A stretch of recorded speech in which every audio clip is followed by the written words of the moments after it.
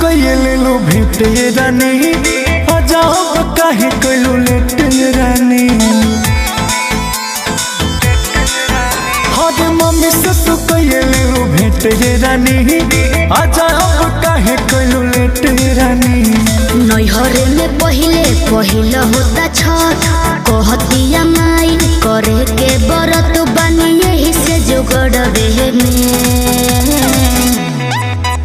असुरख देवे के विचार राजा जी हमार आजा नई हरवे में असुरख देवे के विचार राजा जी हमार आजा नई हरवे में।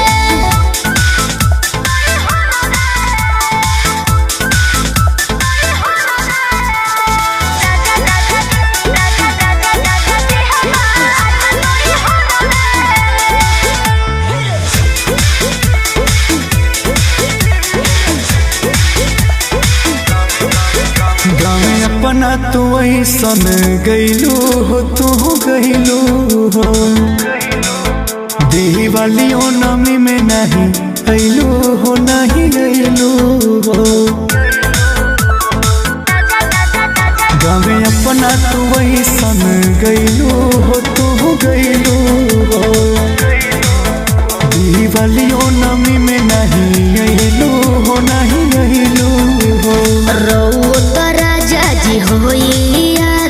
ससुरा से आइल बानी साल भर के बाद रही रहुए न घरवे में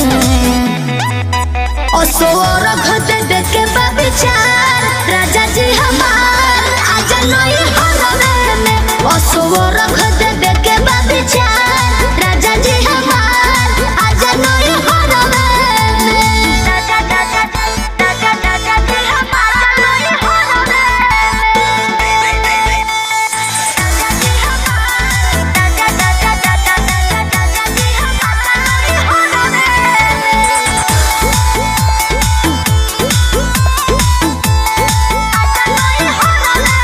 ठीक बापू जानिक से बीतैहा हो तू बीतैहा हो बाकी छठ के बिहान चली अइहा हो चली अइहा हो।